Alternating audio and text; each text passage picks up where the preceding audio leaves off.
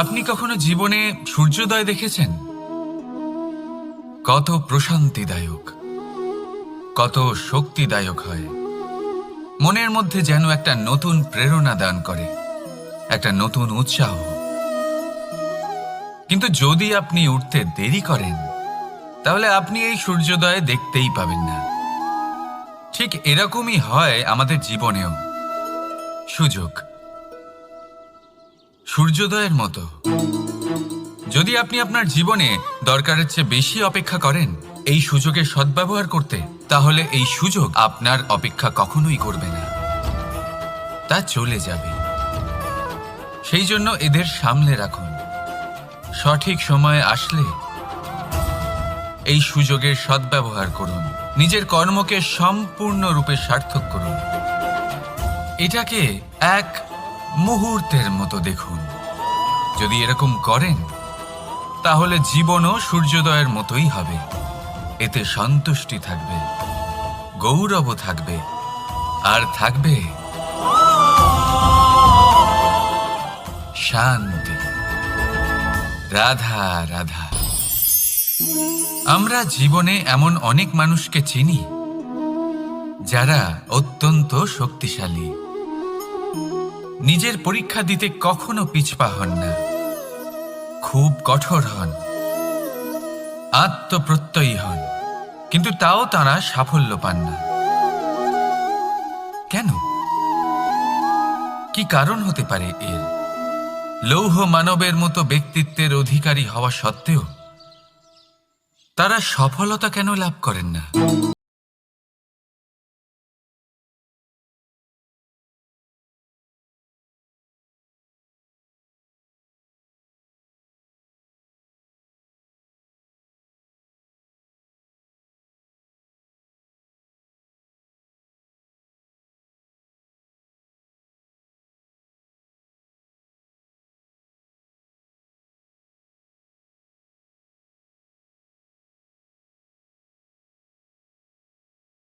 না, তার উপরে এক আঘাত।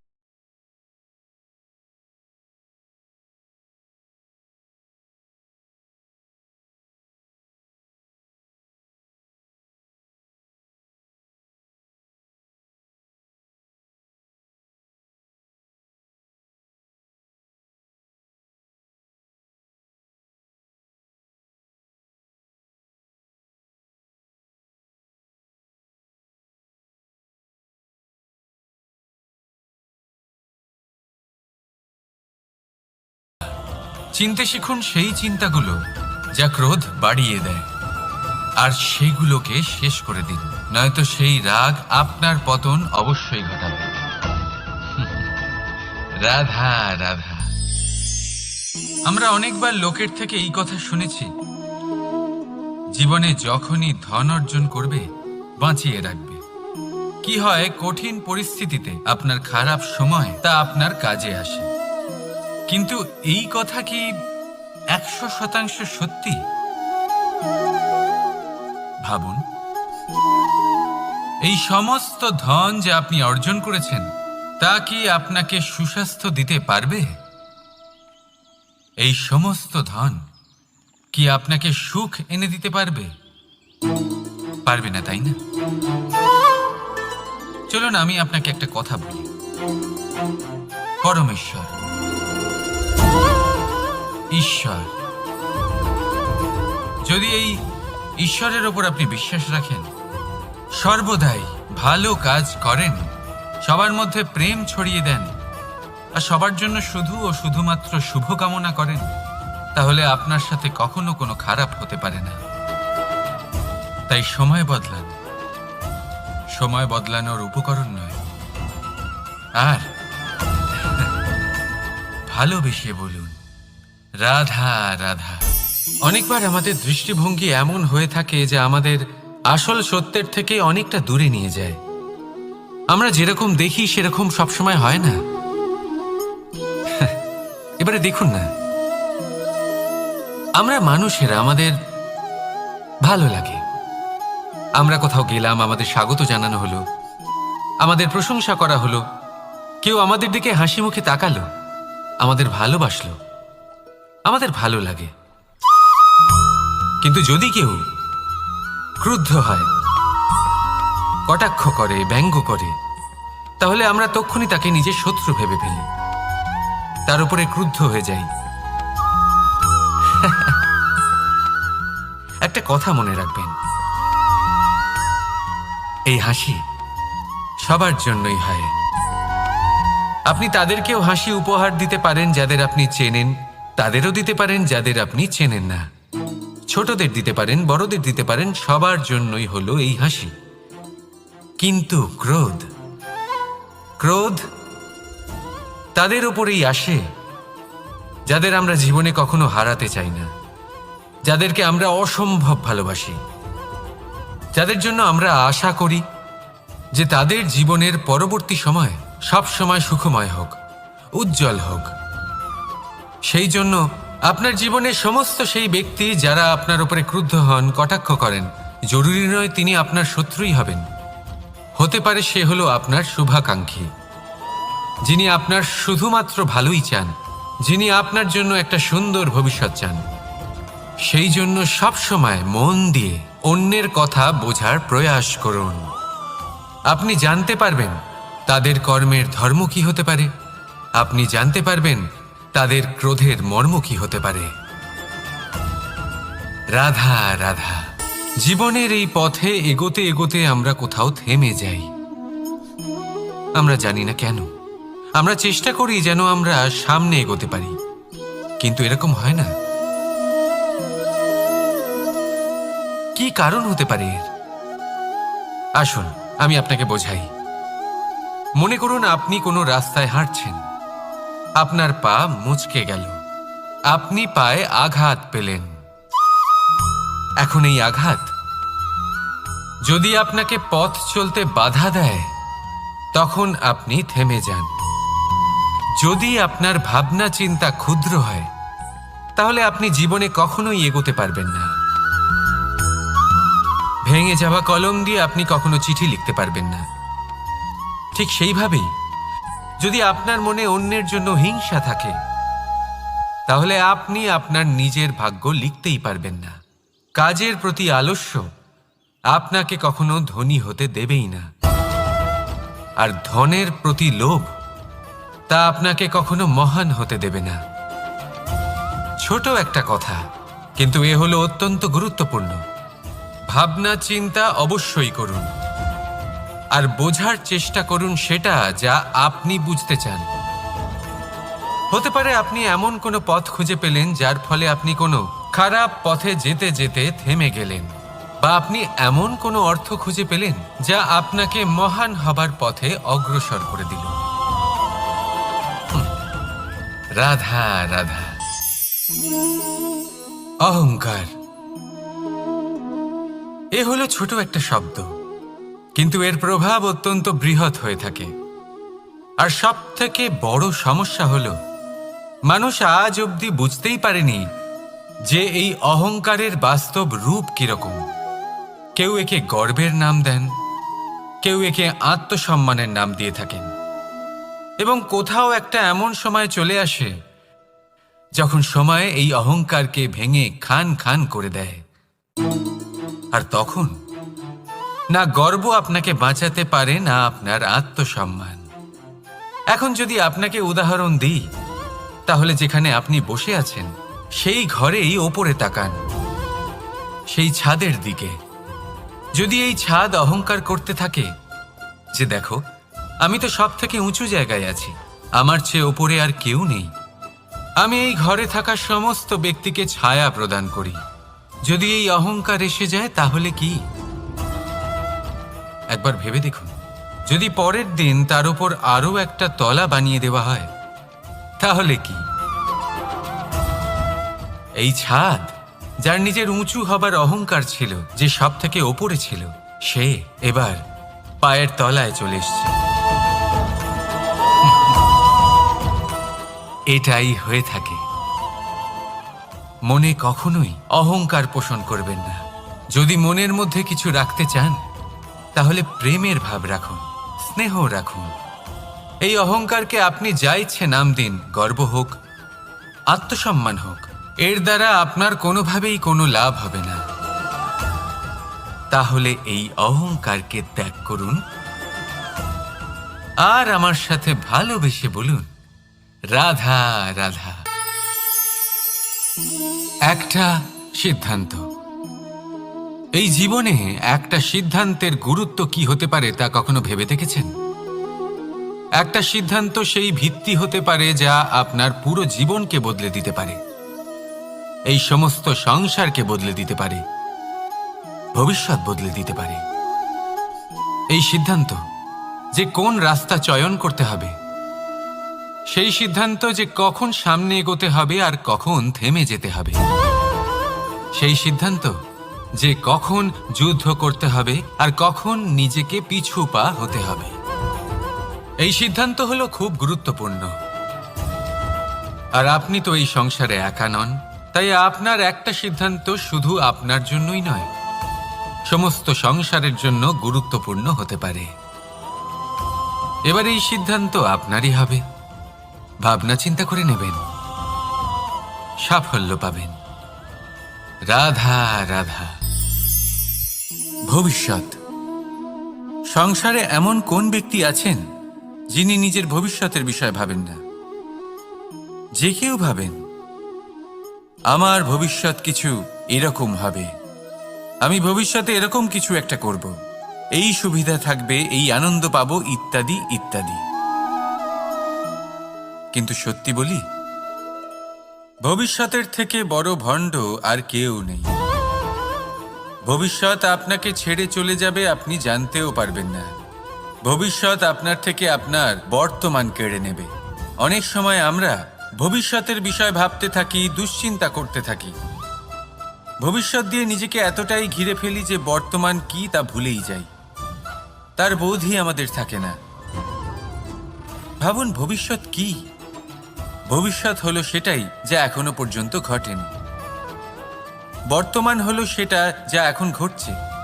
তাহলে যা এখনো ঘটেইনি তার বিষয়ে দুশ্চিন্তা করে নিজেকে ব্যতিব্যস্ত কেন করছেন? এই বর্তমান, এটাই হলো গুরুত্বপূর্ণ। এর উপরে সমস্ত ভাবনা কেন্দ্রীভূত করুন। মনে লক্ষ্য অবশ্যই রাখুন, কিন্তু পুরো মনোযোগ শুধু বর্তমানে থাকবে। এই বর্তমানকে যদি সামলে নিতে পারেন, তাহলে আপনার ভবিষ্যৎ এমনি উজ্জ্বল হয়ে উঠবে। তাহলে আসুন আমার সাথে ভালোবেসে বলুন, রাধা রাধা। সময়। কথায় আছে, আমাদের জীবনের প্রত্যেক মুহূর্ত স্বর্ণর মতো হয়। এবার হয় আমরা একে নিজেদের কাছে রাখতে পারি, বা একে আমরা চলে যেতে দিতে পারি।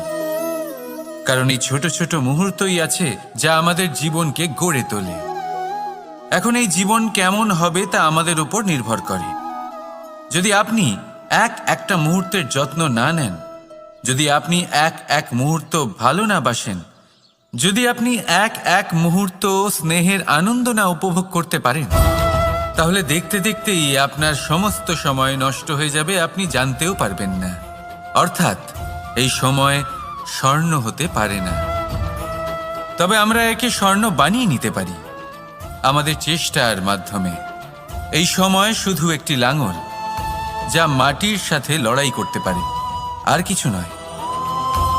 একটা অত্যন্ত গুরুত্বপূর্ণ কথা মনে রাখবেন, আপনার কাছে শুধু সময় আছে। এবার আপনি এটা দিয়ে স্বর্ণ বানাবেন, না ঘুমিয়ে স্বপ্ন দেখে একে নষ্ট করবেন, সিদ্ধান্ত আপনারই। রাধা রাধা। ভগবান। প্রত্যেক কঠিন পরিস্থিতিতে এই নামই আছে যা আমাদের উপায় দিয়ে থাকে। ব্যক্তি যান, ভগবানের পুজো করেন, আরাধনা করেন, ব্রত পালন করেন, মন্দিরে যান, পুজো পাঠ করেন, ভগবানকে জাগিয়ে তোলেন। আর তারপর শুরু হয় সমস্ত প্রশ্ন। হে ভগবান, আমার সাথে এরকম কেন হচ্ছে? কেন আমারই জীবনে এত দুঃখ আছে? আমি কিভাবে এর সম্মুখীন হব? আমাকে কেন এত কষ্ট ভোগ করতে হচ্ছে? হে ভগবান, আমি কি করব? আমাকে সাহায্য করুন, কোনো রাস্তা দেখান।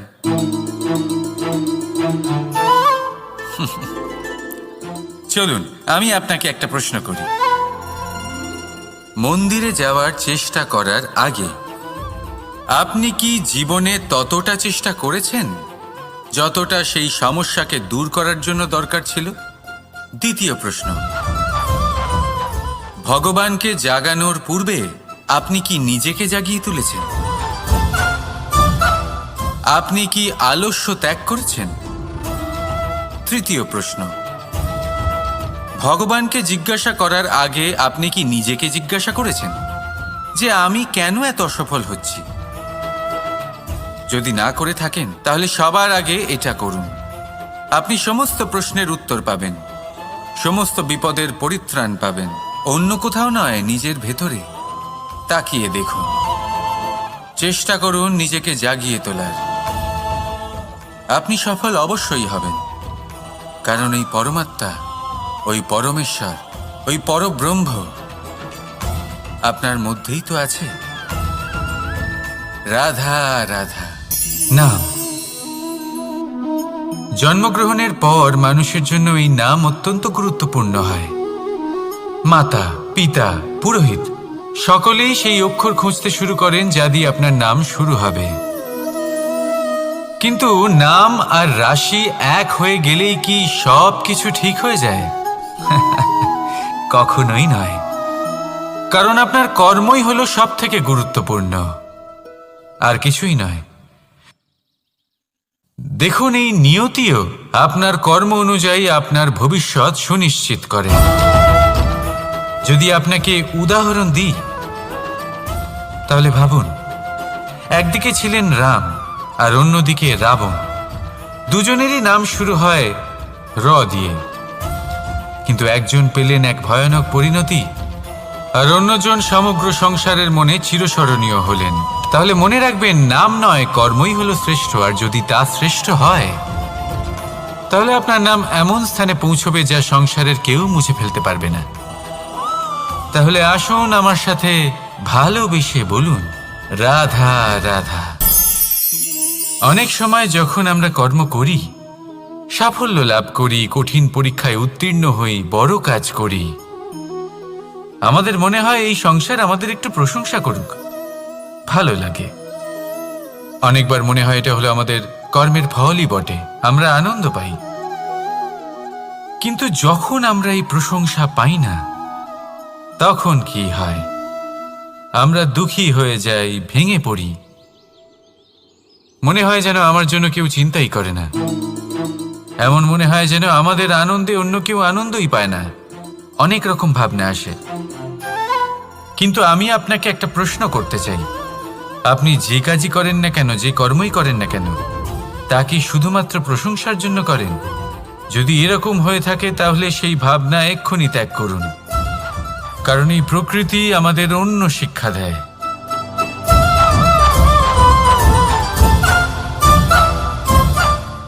এই ফুলকে দেখুন, এই যে ফুলের সুবাস, যা আমার মনকে উচ্ছ্বসিত করে তোলে, মনে শক্তির সঞ্চার করে, এই সুগন্ধ। কিন্তু ভেবে দেখুন, ফুলের কিন্তু এই কাজ করার জন্য কোনো প্রশংসারই প্রয়োজন হয় না। এটাই হলো প্রকৃতির শিক্ষা। যিনি সৎ হন, সৎকর্ম করেন, তার কোনো প্রশংসার প্রয়োজন হয় না, কারণ ওনার কর্মই হলো ওনার সুবাস। মনে রাখবেন, আতর নকল ফুলে দেওয়া হয়, প্রকৃত ফুলের তার কোনো প্রয়োজন হয় না। সেইভাবেই আপনিও কর্ম করতে থাকুন শুভ চিন্তা নিয়ে। এই মনকে সব সময় শান্ত রাখুন, স্বচ্ছ রাখুন। যদি এরকম করেন তাহলে আপনার কর্ম এমন সুবাস ছড়াবে যে আপনার জীবনে শুধু এবং শুধুমাত্র আনন্দই থাকবে। তাহলে এই আনন্দ সহকারে বলুন, রাধা রাধা। এই সংসারে এমন কোনো পর্বত নেই যা এতটাই উঁচু যে মানুষ তার শিখরে পৌঁছতে পারবে না, তাকে অতিক্রম করতে পারবে না। এই সংসারে এমন কোনো সাগর নেই যা কিনা এতটাই গভীর যেখানে মানুষ তার তলদেশে পৌঁছে ফিরে আসতে পারবে না। একটা ছোট্ট বরফের টুকরো পর্বতের শিখরে গলে গিয়ে বইতে থাকে, আর দেখতে দেখতেই তা মহানদী গঙ্গায় পরিবর্তিত হয়। এর কারণ কি? এর কারণ হলো প্রচেষ্টা, প্রারব্ধ নয়। এই প্রচেষ্টাই সুনিশ্চিত করে যে আপনার প্রারব্ধ কি হবে। এই সমস্ত কিছু হলো প্রচেষ্টা আর প্রারব্ধের খেলা। আপনার প্রচেষ্টা যেরকম হবে আপনার প্রারব্ধ সেরকমই হবে। আর আপনার প্রচেষ্টা যদি উচ্চ মানের হয় তাহলে প্রারব্ধকে আপনার সামনে নত হতেই হবে। কি বলেন? তাহলে আসুন আমার সাথে ভালোবেসে বলুন, রাধা রাধা। অনেক সময় মানুষ অতীতকে দেখেন আর তখন অহংবোধে পরিপূর্ণ হয়ে ওঠেন। কখনো বর্তমানের দিকে তাকান, ভবিষ্যতের দিকে তাকান আর পরিতৃপ্তিতে ভরে ওঠেন। কেন বুঝতে পারেন না একটা সহজ কথা? এই যে সৃষ্টি, এই সৃষ্টি হলো একটা বড় চক্র যা বারংবার আপনার কাছে ফিরে আসবেই। কঠিন থেকে কঠিনতর পরীক্ষায় আপনাকে নিযুক্ত করবে, যাতে আপনাকে উত্তীর্ণ হতেই হবে।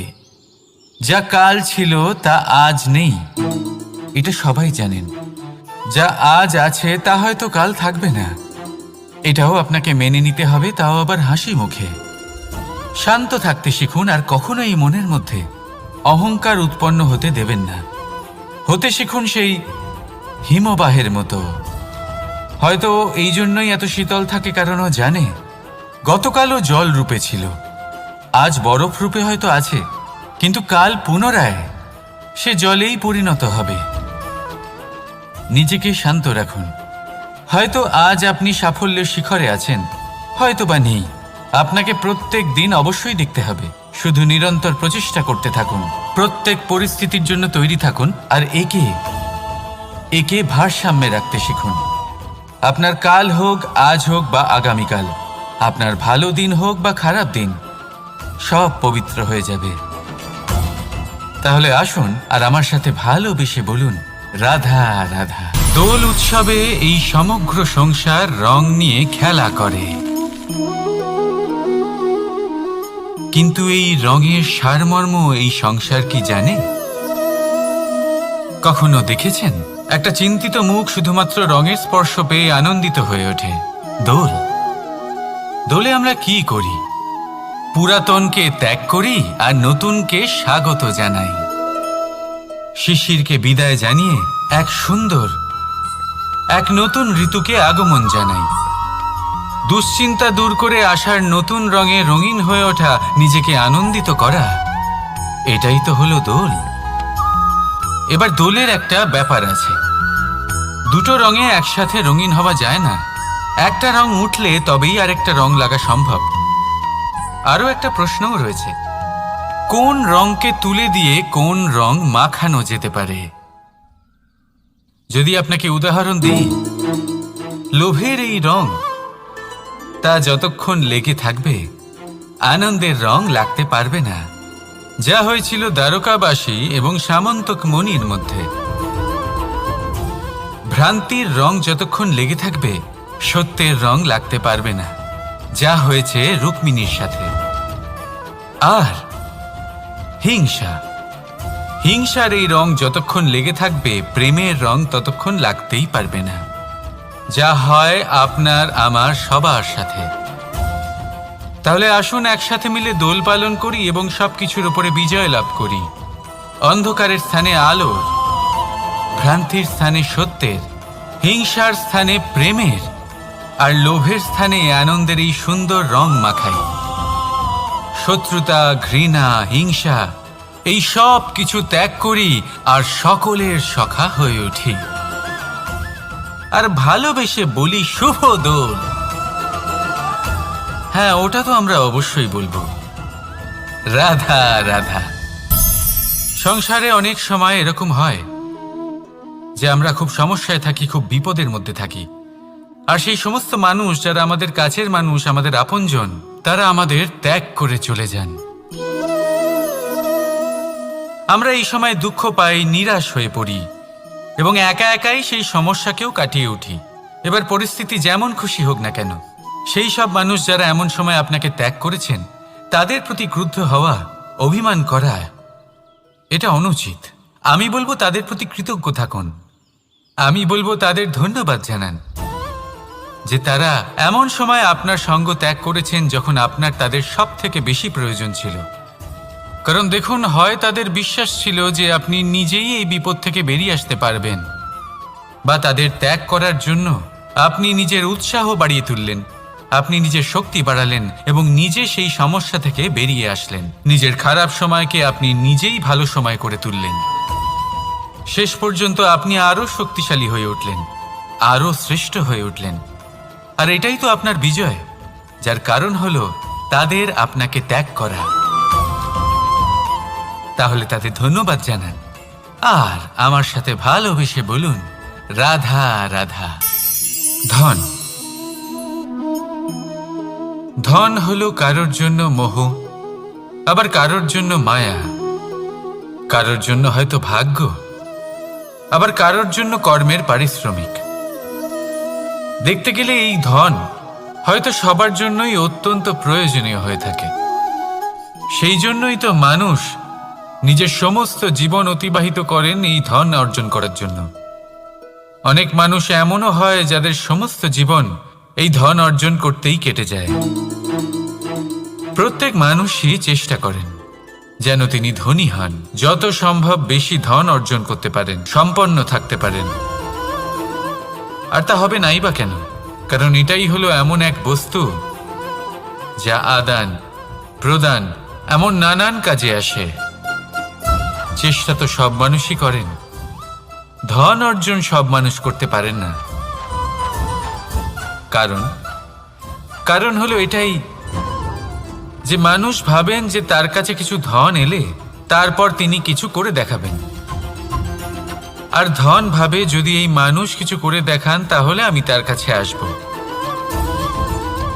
সেই জন্য কিছু করে দেখান, এমন শ্রেষ্ঠ কাজ করে দেখান যাতে ধন নিজেই আপনার কাছে ছুটে আসে। যদি আপনি ধন লাভের আশায় ছোটেন তাহলে আপনি নিজের সন্তোষ ভাব হারিয়ে ফেলবেন।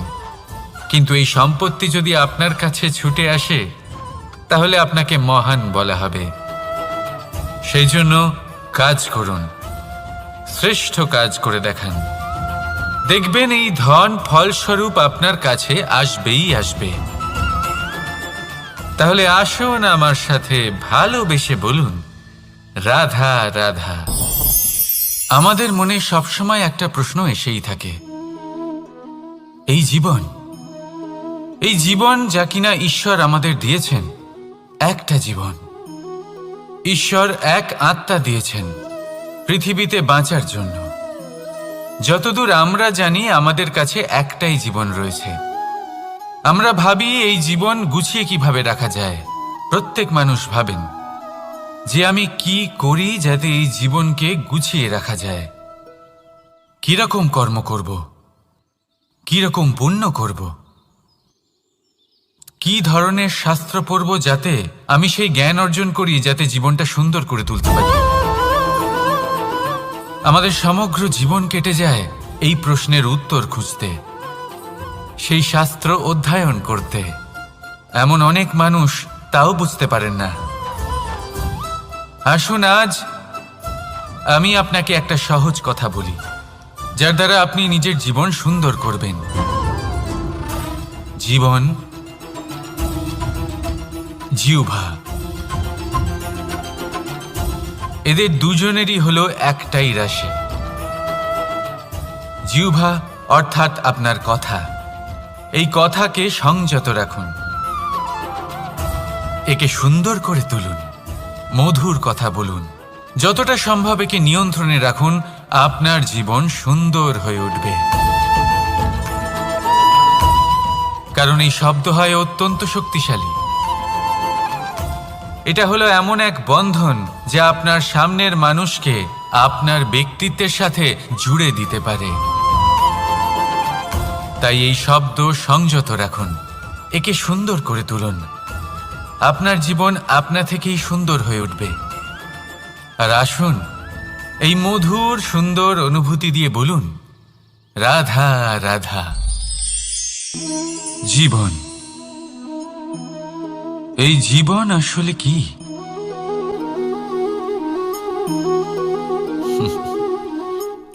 এই প্রশ্ন সবার মনেই এসে থাকে।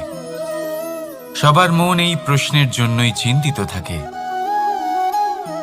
এই জীবন আসলে কি, এর উদ্দেশ্য আসলে কি,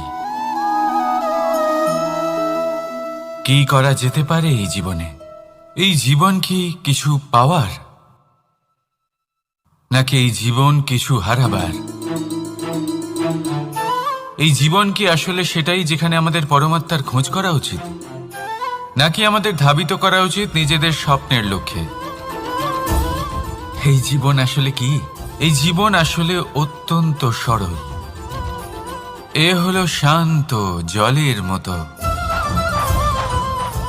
একটা আয়নার মতো এই জীবন। এই জীবন আসলে ঠিক যেন এক আয়নার মতো। আয়না কি করে? আপনাকে সেটাই দেখায় যা আপনি করে থাকেন। আপনি হাসি মুখে আয়নার দিকে তাকান, আয়না আপনাকে আপনারই মুখ দেখাবে, সেই হাসি সমেত। আপনি রেগে গিয়ে আয়নার দিকে তাকান, আয়না আপনাকে সেটাই দেখাবে। আপনি প্রসন্নভাবে হেসে আয়নার দিকে তাকালে আয়না আপনাকে সেটাই দেখাবে। এটাই হলো জীবন, একটা আয়নার মতো। আপনি এটা ভাববেন না যে এই জীবন আপনাকে কি দিয়েছে, বরং এটা ভেবে দেখুন যে আপনি এই জীবনকে কি প্রদান করেছেন। যদি আপনি এই জীবনকে সুখ প্রদান করেন, আনন্দ দিতে পারেন, ভালোবাসা দিতে পারেন, তাহলে এই জীবনও আপনাকে সুখ, আনন্দ আর ভালোবাসাই দেবে। তাহলে আসুন এই সুখ, আনন্দ আর ভালোবাসা দিয়ে বলুন, রাধা রাধা। ধরিত্রীর বুকে গজিয়ে ওঠা এই দুব্ব ঘাস দেখেছেন? দুব্ব ঘাস, যা আমাদের পাকে শীতল রাখে। এতে যদি বসেন তাহলে মনে হবে নরম কোথাও বসে আছেন। এত ছোট হলেও কিন্তু এর মধ্যে গুণ আছে অনেকগুলি, আর যতটা ছোট এটা ততটাই বড় শিক্ষকও। কিভাবে? ভাবুন, পাতা ঝরার মরশুমের পরে সমস্ত পাতা একত্রিত হয়ে থাকে।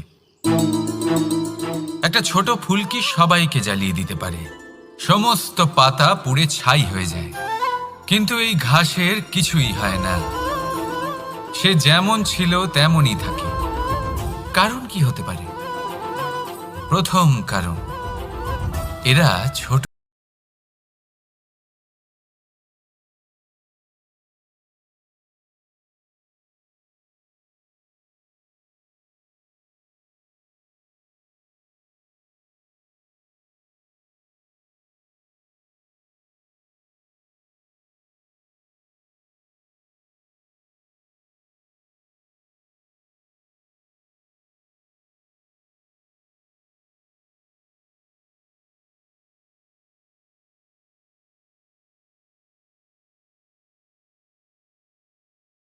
বিশ্বাসের নমনীয়তা বজায় রাখবেন। যদি এরকম করতে পারেন তাহলে জীবন সবসময় সুখে কাটবে। রাধা রাধা।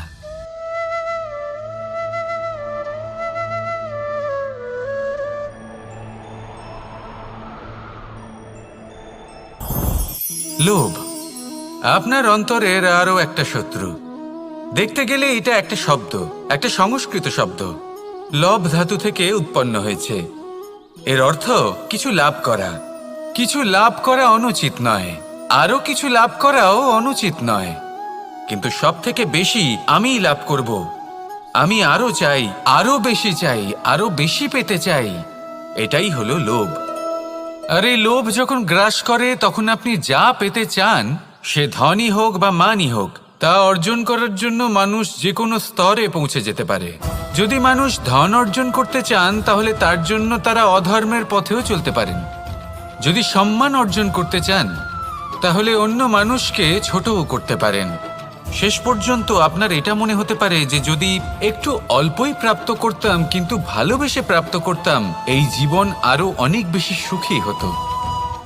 লোভ আপনার জীবনে, আপনার মনে কখন যে প্রবেশ করবে সেটা আপনি জানতেও পারবেন না। তাই এটা চিনতে শিখুন আর তৎক্ষণাৎ জীবন থেকে বাইরে ফেলে দিন। যা কিছু লাভ করতে চান তা ভালোবেসে লাভ করুন, আর সেই ভালোবাসার সাথেই বলুন, রাধা রাধা। জীবনে ক্ষমা চাওয়া তাও কিছুটা সহজ, ক্ষমা করতে পারা অত্যন্ত কঠিন। ক্ষমা 2 অক্ষরের এই শব্দ হতে পারে, কিন্তু অত্যন্ত বড় এই শব্দ, অত্যন্ত গুরুত্বপূর্ণ এই শব্দ। কখনো কখনো অন্য কাউকে ক্ষমা করে দেওয়া তাও কিছুটা সহজ কাজ, কিন্তু নিজেকে ক্ষমা করতে পারা অত্যন্ত কঠিন হয়ে দাঁড়ায়। অতীতে যদি আমাদের এমন কোনো ভুল হয় যে কারণে আমরা নিজেকে ক্ষমা করতে পারি না, অনেক সময় এমন কিছু ভুল করে বসি যে বিষয় শুধু আমরাই জানি, কিন্তু আমরা নিজেকে ক্ষমাই করতে পারি না, আর আমাদের বিকাশ সেখানে স্তব্ধ হয়ে যায়। কারণ যদি আপনি ক্ষমা করতে না শেখেন, নিজেকে ক্ষমা যদি না করতে পারেন, তাহলে তা আপনার জীবনের সবথেকে বড় বাধা হয়ে দাঁড়াবে। সেই জন্য জীবনে অবশ্যই শিখুন যে কিভাবে নিজেকে ক্ষমা করতে হয়, আর শিখুন যে আগের করা ভুল আবার কি করে না করা যেতে পারে। এই মন হালকা হবে আর প্রসন্ন হয়ে বলবে, রাধা রাধা। এই সংসারে যখনই কোনো সমস্যা আসে, তখন আমরা আমাদের সব থেকে বড় সম্বলের কাছে আশ্রয় খুঁজি, তা হলো আমাদের বিশ্বাস। এবার প্রশ্ন হলো এটাই যে এই বিশ্বাস কার উপর করা যেতে পারে? পরিবারের ওপর, বন্ধুর ওপর, নাকি তাদের ওপর বিশ্বাস করা উচিত যাদেরকে আমরা কখনো সঙ্গ দিয়েছি? দেখুন, এই সংসারে বিপদের সম্মুখীন হলে কে আপনাকে সাহায্য করবে সেটা নির্বাচন করা আপনার হাতে নেই। সেটা সেই সকল ব্যক্তির উপর নির্ভরশীল যে তারা আপনাকে সাহায্য করবে নাকি করবে না। অর্থাৎ যখনই কোনো বিপদ আসে, সর্বপ্রথম তার সম্মুখীন আমাদের নিজেকেই হতে হয়, আর তার জন্য প্রস্তুত থাকা প্রয়োজনীয়। সেই শক্তি, সেই সাহস অর্জন করা প্রয়োজনীয়। দেখুন, যখনই অন্ধকার আসে তখন সবার আগে কে আপনাকে ত্যাগ করে চলে যায়? আপনার নিজেরই ছায়া। এই অন্ধকারের সম্মুখীন হতে হয় অন্তরের প্রদীপের দ্বারা, অন্তরের আত্মা দ্বারা। তবেই আপনি অন্ধকারের ওপর জয়লাভ করতে পারবেন। সেই জন্য যে বিপদই আসুক না কেন, নিজেকে তার জন্য প্রস্তুত রাখা উচিত। সেই সাহস নিয়ে আসুন। এমন কোনো বিপদ নেই যা আপনাকে ভেঙে দিতে পারে। আসুন আমার সাথে ভালোবেসে বলুন, রাধা রাধা। মানুষ সবসময় চায় যে তার জীবনে যেন কখনো কোনো সমস্যাই না আসে। সে চায় তার জীবন যেন শুধুমাত্র শান্তি এবং সুখের দ্বারা পূর্ণ থাকে। কিন্তু এই চাহিদা অনুচিত কিছু নয়। আমরা সবাই এটাই চাই যে জীবনে সুখ থাক, শান্তি থাক। কিন্তু এই কথা সবসময় মনে রাখবেন, যে সূর্য উদিত হন সংসারকে প্রকাশমান করেন, দুপুরবেলায় সংসারকে রৌদ্র প্রদান করেন, সন্ধেবেলায় তাকেও অস্ত যেতে হয়। এবার আমাদের জীবন চক্র কিছুটা এরকমই। কোনো কিছুই চিরকাল একরকম থাকে না। কখনো এই নদীকে দেখুন যা বয়ে চলেছে। এই নদী যা বয়ে চলেছে তার পথেও অনেক বিপদ আসে। বড় বড় পাথরের সম্মুখীন হয়ে তাকেও সামনে এগিয়ে যেতে হয়। একটি পুকুর যা চারদিক থেকে ঘেরা, তার জীবনে কিন্তু কোনো সমস্যা নেই। কিন্তু এই সংসারে পুকুরের পুজো করা হয় না, পুজো করা হয় নদীকে। মনে রাখবেন, সমস্যার ঊর্ধ্বে তিনি উঠতে পারেন যিনি সমাধি লাভ করেছেন, যিনি এই সংসারেই নেই। যিনি এই সংসারে আছেন এবং জীবিত আছেন, তার জীবনের সমস্যা হলো শ্বাসবায়ুর মতোই গুরুত্বপূর্ণ। আসুন আমার সাথে ভালোবেসে বলুন, রাধা রাধা। আজ আমি আপনাকে একটা ছোট্ট কাহিনী শোনাবো। একবার আমি, রাধা আর দাদা, আমরা তিনজনে মিলে লুকিয়ে একটা উপবনে গেলাম আম পেড়ে খেতে। অনেক পরিশ্রম করে আমরা ওখানে পৌঁছলাম, আর আমরা আশ্চর্যচকিত হয়ে গেলাম এটা দেখে যে এবার তো আম পাকেইনি। এবার দাদা কি করলেন, একটা আম পাড়লেন আর সেটা চাখলেন, আর উনি নিরাশ হয়ে পড়লেন। উনি বললেন যে এটা তো খুবই টক। তারপর রাধা একটা আম পাড়ল আর সেটা চেখে দেখল, আর রাধা উৎসাহিত হয়ে পড়ল। আমি রাধাকে জিজ্ঞেস করলাম, কি হয়েছে, তুমি এত উৎসাহিত কেন? তখন রাধা বলল যে এবার এত বেশি টক আম হয়েছে যে এগুলো দিয়ে আমরা আচার বানাবো। তাহলে দাদা ওখান থেকে বেরিয়ে গেলেন নিরাশ হয়ে এবং খালি হাতে। রাধাও ওখান থেকে বেরিয়ে গেল কিন্তু উৎসাহিত হয়ে আর অনেকগুলো কাঁচা আম সাথে নিয়ে। এর থেকে আমরা কি শিক্ষা পেতে পারি? যে প্রত্যেকটা স্থানে এমন কিছু রয়েছে যেখান থেকে আমরা কিছু একটা শিক্ষা লাভ করতে পারি, যা আমাদেরকে বিকাশের পথে নিয়ে যেতে পারে। এই শিক্ষা প্রত্যেক স্থানে আছে। সবকিছু আমাদের দৃষ্টিভঙ্গির উপর নির্ভর করছে। যখনই আমাদের জীবনে আমাদের সম্পর্কে কোনো সমস্যা, কোনো বিপদ আসে, তখন বেশিরভাগ মানুষ সেই বিষয় নিয়ে দুঃখী হয়ে পড়েন। আর কিছু মানুষ এমনও থাকেন যারা শেষ পর্যন্ত তার সমাধান করেন, বিপদকে পরাজিত করেন, সম্পর্কগুলিকে আবার জুড়ে দেন। যদি আপনি সুখের খোঁজ করেন তাহলে আপনি সুখ অবশ্যই পাবেন, প্রসন্নতা অবশ্যই পাবেন। যদি আপনি দুঃখ খোঁজেন তাহলে দুঃখ অবশ্যই পাবেন। এবার আপনি কি খুঁজতে চান সেই চয়ন আপনারই। আসুন আর আমার সাথে ভালোবেসে বলুন, রাধা রাধা। কখনো কোনো প্রজাপতিকে উড়তে দেখেছেন? কি সুন্দর উড়ে বেড়ায় সে, এক ফুল থেকে অন্য ফুলে, এক পাতা থেকে অন্য পাতার ওপর। কিন্তু সে কিভাবে উড়তে শেখে কখনো ভেবেছেন? জন্ম থেকেই কিন্তু প্রজাপতির ডানা থাকে না। ও কিন্তু ছোট্ট একটা ডিমের আকারে জন্ম লাভ করে। তারপর সেই ডিমটি ভেঙে একটি কীট বাইরে আসে। আস্তে আস্তে সে বড় হয়, ওর শক্তি বৃদ্ধি পায়। তারপর সে সেই কীট দশা ত্যাগ করে নিজের ডানাগুলি মেলে। এই প্রক্রিয়া তার কাছে সরল নয়, অত্যন্ত যন্ত্রণাদায়ক প্রক্রিয়া, কিন্তু সে সেই যন্ত্রণা মেনে নেয়। আর তারপর আস্তে আস্তে সে উড়তে শেখে। শুধুমাত্র আকাশে উড়ে বেড়ায় তা নয়, আমাদের মনের মাঝে উড়ে বেড়ায়। এবার এই ডিম থেকে প্রজাপতি হয়ে ওঠার যে যাত্রা, এটা যতটা কঠিন, ততটাই কঠিন হয় এই সংসারে শ্রেষ্ঠ কর্ম করা, ততটাই কঠিন হয় এই সংসারে মহান হয়ে ওঠা। সেই জন্য প্রয়োজনীয় প্রচেষ্টা এবং সময়। নিরন্তর প্রচেষ্টা করতে থাকুন, পর্যাপ্ত সময় নিন, এবং আপনি নিজেকে এই আকাশে উড়ন্ত অবস্থায় পাবেন। আসুন আমার সাথে ভালোবেসে বলুন, রাধা রাধা, রাধা রাধা। আপনারা হয়তো ভাবছেন কি আশ্চর্য ব্যাপার, প্রত্যেকবার আমি কথা শেষ হওয়ার পরে রাধা রাধা বলি। এইবার আমি আগেই বলে দিলাম। কারণটা কি? কারণ হলো অত্যন্ত বিশেষ। প্রত্যেকবার কথা সমাপ্ত হবার পরে আপনাদের সবার মধ্যে ভালোবাসা বিতরণ করতে চাই, তাই রাধা রাধা বলি। কিন্তু এইবার এই নতুন এবং বিশেষ সূত্রপাতে প্রথমে প্রেম বিতরণ করা অত্যন্ত আবশ্যক। এবার একটা বিষয় আছে যা জানেন হয়তো সকলেই, কিন্তু বুঝতে খুব কম জন পারেন। এই প্রেম, এই আনন্দ, এই সকল কিছুর সূত্রপাত হয় নিঃস্বার্থ আবেগের দ্বারা। ঠিক যেমন একজন মাতাকেই দেখে নিন। যখনই একজন মাতা সন্তানকে জন্ম দেন, তখন এই সংসার ভুলে যায় যে তার জন্য এটা একটা নতুন জন্ম। কারণ একজন নারী তখন একজন মাতৃরূপে নতুনভাবে জন্ম নেন।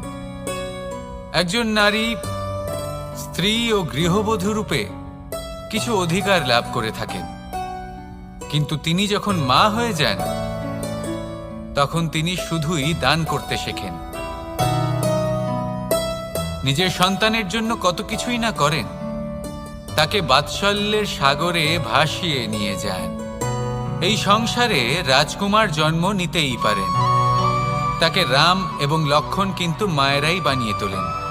একজন গোয়ালা জন্ম নেয়, তাকে দ্বারকাধীশ একজন মাই বানিয়ে তোলেন।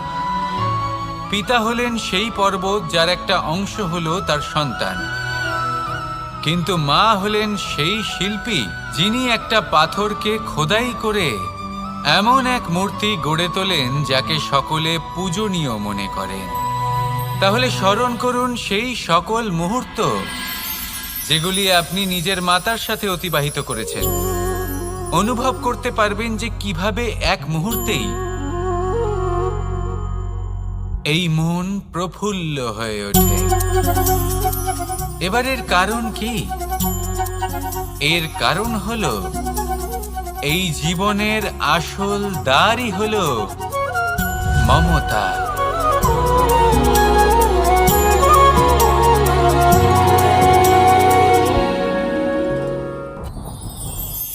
যত শক্তিশালী এই মন, তত শক্তিশালী এই শরীরও। এই যে আমাদের শরীর, এটা আসলে কি? এ হলো একটা রথের মতো। আর একটা রথ ততক্ষণ চলতে পারবে না যতক্ষণ না তাকে কোনো সারথি চালাবে। এই মন হলো শরীরের সারথি। এবার ভাবুন, যদি এই সারথি শক্তিহীন হয়, দুর্বল হয়, তাহলে এই রথের কি হবে? এটা উচিত পথে চলতে পারবে না, উচিত গতিতে চলতে পারবে না, মন মতো স্থানে এটা পৌঁছতেও পারবে না। সেই জন্য মনের শক্তি অত্যন্ত প্রয়োজনীয়। এবার মনের শক্তি আমরা কোথা থেকে লাভ করি? দৃঢ়তার শক্তি থেকে। এবার এই শক্তি আমরা কিভাবে বাড়াতে পারি? আমরা প্রতিদিন কিছু নতুন স্থির করি, কিছু ছোট কিছু বড়।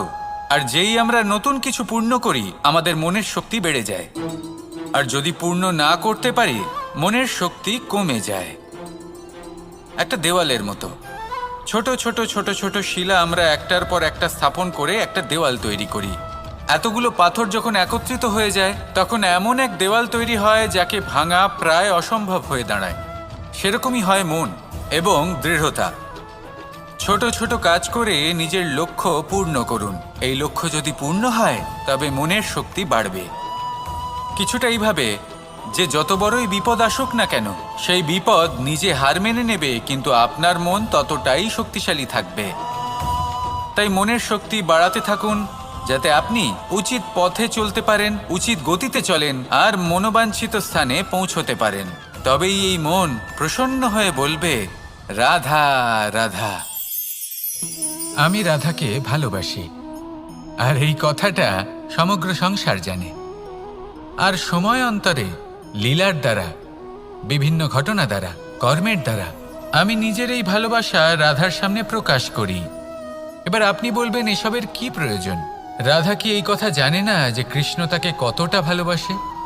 অবশ্যই জানে, কিন্তু এই যে ভালোবাসা, তা মনে রেখে দেওয়ার জন্য নয়, তা প্রকাশ করার জন্য। আর বারংবার এই ভালোবাসাকে প্রকাশ করা উচিত, উচিত সময় এবং উচিত সুযোগ দেখে। কিরকম? এবার যদি আপনি প্রেমীর সাথে কোনো উৎসবে থাকেন, তাহলে তার সাথে নৃত্য সঙ্গীত করুন। যদি ভিড়ের মাঝে থাকেন, তখন প্রেমীকে সম্মান করুন, একান্তে প্রসাধন করুন। দুঃখের সময় তার হাত ধরে থাকুন, সুখের সময় আলিঙ্গন করে রাখুন। এই প্রেম যত প্রকাশ করবেন, ততই এই প্রেমের বৃদ্ধি হবে। এই প্রেম আরও বেশি গভীর হবে, অটুট হবে। তাই এই প্রেমকে মনে নয়, আপনার জীবনে স্থান দিন। মন খুলে প্রকাশ করুন আর আমার সাথে ভালোবেসে বলুন, রাধা রাধা।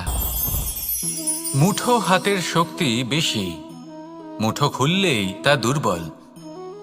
তা এমন কি থাকা উচিত এই বন্ধ মুঠোয় যা লাখের সমান? মানসিকতা এবং স্বপ্ন। মানুষ জন্মগ্রহণ করে, তার মানসিকতা সময়ের সাথে উন্নত হয়। মানসিকতা অনুযায়ী সে স্বপ্ন দেখে, আর সেই স্বপ্ন সার্থক করতে সে পরিশ্রম করতে থাকে। কিন্তু খুব গুরুত্বপূর্ণ একটা কথা আছে যা আপনার মনে রাখা উচিত। আপনার এই মানসিকতা, আপনার এই স্বপ্ন, তা যেন আপনার নিয়ন্ত্রণে থাকে। আপনার বন্ধ মুঠোয় যেন এর লাগাম থাকে, আপনি যেন এর প্রভু হন। যদি তা হয়, তবেই আপনি লাভবান হবেন।